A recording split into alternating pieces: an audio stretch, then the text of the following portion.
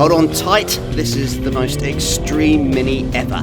This John Cooper Works GP model is a present that Mini promised itself for its 60th birthday, and it's intended for a very select audience of brand enthusiasts.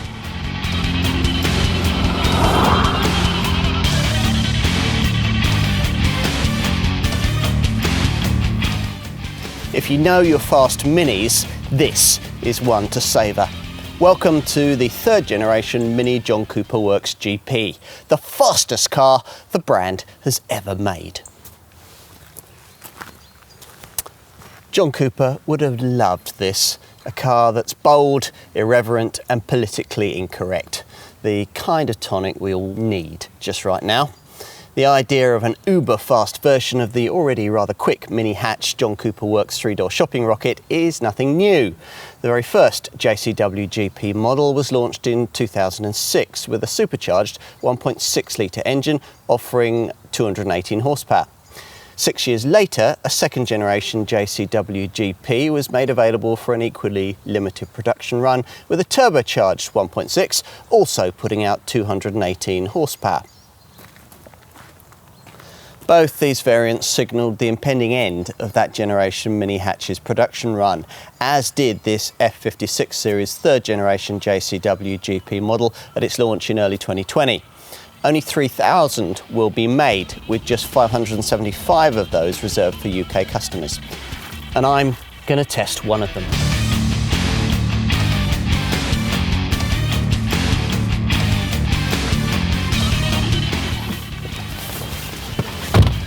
So, what might the wildest Mini ever made be like? Well, let's fire it up and find out. A prod on the starter button confirms that this is no ordinary John Cooper Works variant. The engine springing into life with an evocative exhaust chortle. It's clearly track tuned, but is it fast?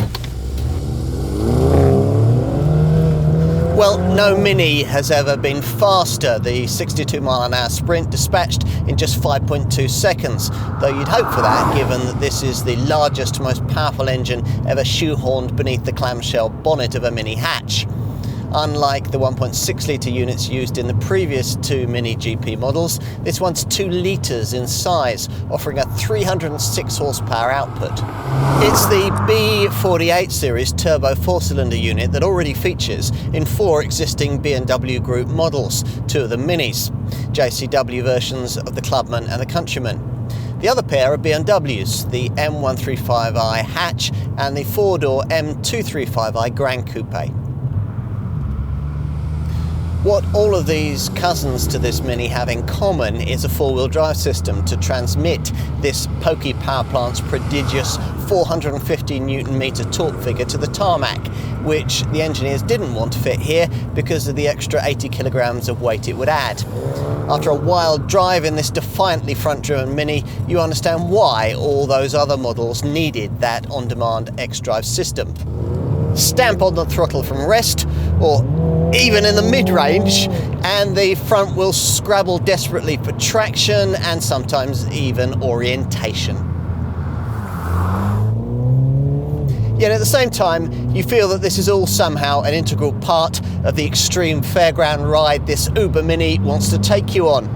It helps that the whole performance is accompanied by various evocative exhaust crackles from the huge 19mm diameter tailpipes during throttle lifts and downshifts. And that some semblance of control, particularly in the wet, is maintained by the standard mechanical differential lock and the dynamic stability control system. Tame it all and simply astonishing point-to-point times over secondary roads are possible, making believable the claim that this Mini can see off a B&W M2 around a lap of the Nürburgring Nordschleife. It can do a lap there in under 8 minutes, which is frantically fast for a road car. Up to 164 miles an hour would apparently be possible on the main straight. You feel the depth of engineering in play here. The body structure, chassis and drive line of the standard Mini hatch JCW had to be practically reinvented for this GP version. There's a new engine mount, a stouter front tower strut brace and a beefier rectangular support for the rear suspension. There are 4 separate cooling circuits for the engine, the crankcase and the transmission, plus a high-performance fan and a modular coolant storage and distribution system to deal with huge torque loads and potentially critical operating temperatures.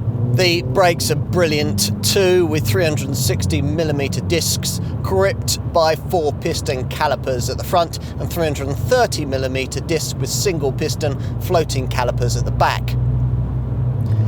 Handling changes include special camber rates, a wider track, stiffer anti-roll bars and a greater offset for the bespoke 18-inch forged wheels that come shod with track-style sport performance spec hand-coupe tyres. Plus, the ride height is 10mm lower and the steering is even sharper than it already is on a JCW Mini. Don't worry about having to scroll through different drive modes. This GP model is programmed for sport only, in which it pulls all the way to the 6,800 RPM red line as the gearbox performs its crisp and rapid shifts.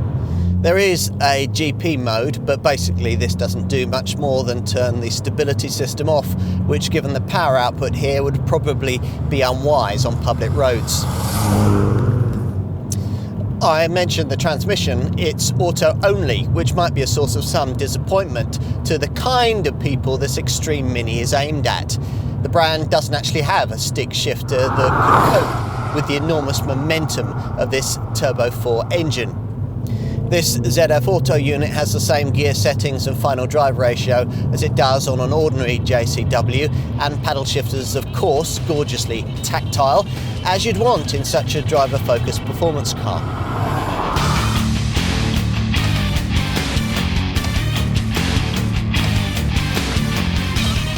Nothing is subtle about this Mini, certainly not the way it looks.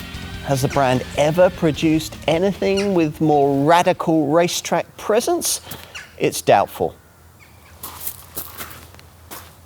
The first thing you'll notice, of course, is this simply enormous GP branded rear wing with its subtle lip spoilers and a look apparently inspired by the boxy turbojet housings of the Concorde supersonic aircraft. More subtly altered is the rear valance within the rear bumper, which incorporates these centrally mounted twin tailpipes. At the front, the GP branded grille has a red bar, there's a red framed lower air intake, and the slim bonnet vent and the headlamp bezels are framed in black. You get a deeper front bumper than the one on an ordinary JCW hatch, with bigger cooling ducts and a more pronounced lower splitter. At the side, you'll note the 10mm lower ride height and the fact that this is a 3-door. There are no plans for a GP model with the 5-door body shape. In profile, the biggest change is the incorporation of the much wider wheel arch extensions needed for this extreme variant's wider track.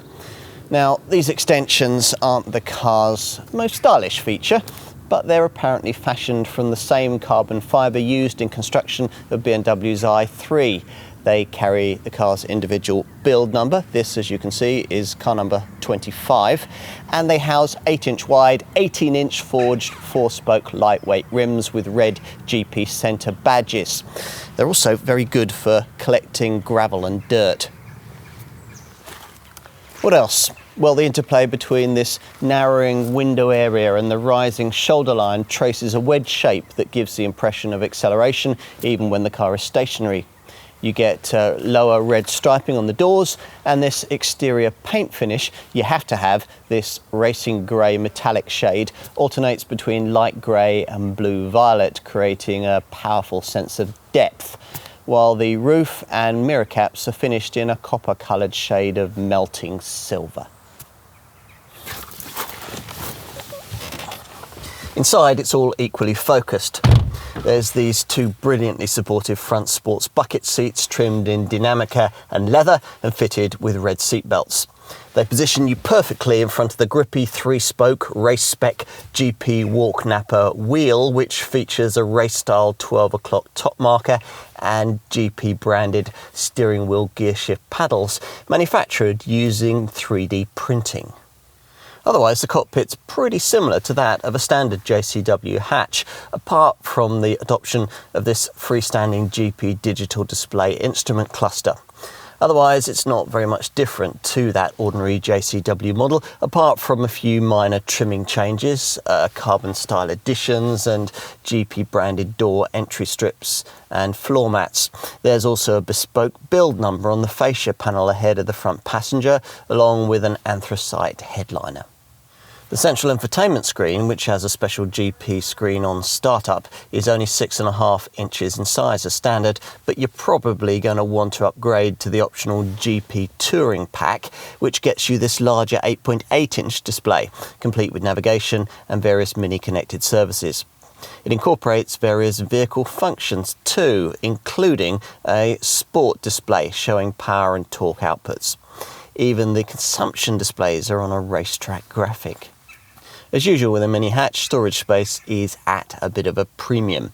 The glove box and door pockets are small. This compartment between the seats usefully incorporates a phone charger, but it rather gets in the way of the lower infotainment controller, so you'll probably have it raised most of the time. There's a cup holder behind it, and 2 more cup holders are provided near a stowage tray at the base of the centre stack, near to a couple of USB ports and a 12-volt socket. As with the 2 previous generation Mini GP models, the rear bench has been chucked out in the interests of weight saving, as would be the case with a Mini race car. There's just this transverse brace behind the seats finished in chili red. It's actually there to stop luggage sliding forward, but if you want, you can tell your friends that it's a roll cage style structural element. Out back, where this big spoiler makes the tailgate pretty heavy to lift, the main part of the boot is just like an ordinary mini hatch 3-door, which means that it's quite deep but pretty small, this primary area being 211 litres in size. The advantage of having no rear seat means that you can also push items onto this higher ledge where that bench would normally go, towards that red bracing bar. You'll still need to pack pretty light though.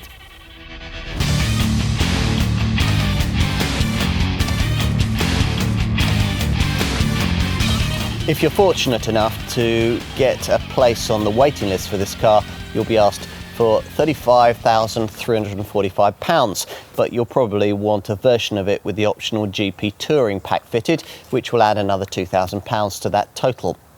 Well over £37,000 for a little mini hatch? Could that ever be justified? You'll need to drive this car to decide that for yourself. The comparably priced rivals that Mini's targeting with this car are most notably models like the Toyota GR Yaris, the Honda Civic Type R and the Renault Sport Megane, all of which deliver something subtly different to what's served up here. In terms of equipment, all the things we've been talking about in this test are of course standard, including the GP aerodynamic kit, the 18-inch forged lightweight 2-tone alloy wheels, the stainless steel exhaust tailpipes and that huge bicolour rear spoiler with its GP logos. Inside you get bespoke sports bucket seats trimmed in Dinamica and leather and red seat belts. There's also a GP digital display cockpit instrument binnacle screen, a GP Walk Napper leather steering wheel with metal shift paddles, anthracite headlining and a 6.5-inch radio visual boost central infotainment screen.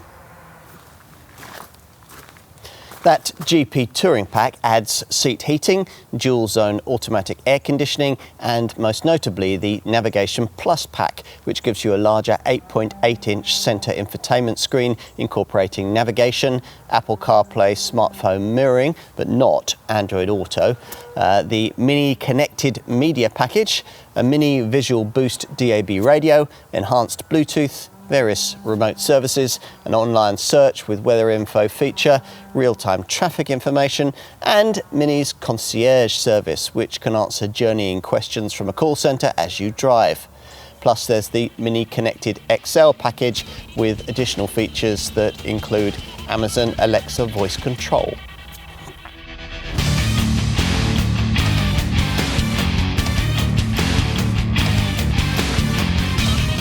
You won't care too much about WLTP rated efficiency figures if you're considering this car, but we'll give them to you anyway. The combined cycle fuel figure is quoted at 34.0 miles to the gallon, but if you get anywhere near to that in regular use, we'd venture to suggest that you really shouldn't have bought this car in the first place, and it deserves a better home. You know where I am. The CO2 reading is 189 grams per kilometre. What else? Well, depreciation should be impressively solid, this being such a rare collector's model. There's the same 3-year unlimited mileage warranty you get on any other Mini. Insurance is rated way up at Group 37E. Mini itself offers fully comprehensive insurance, but you might find that your own broker can improve on the premiums that your dealer can offer.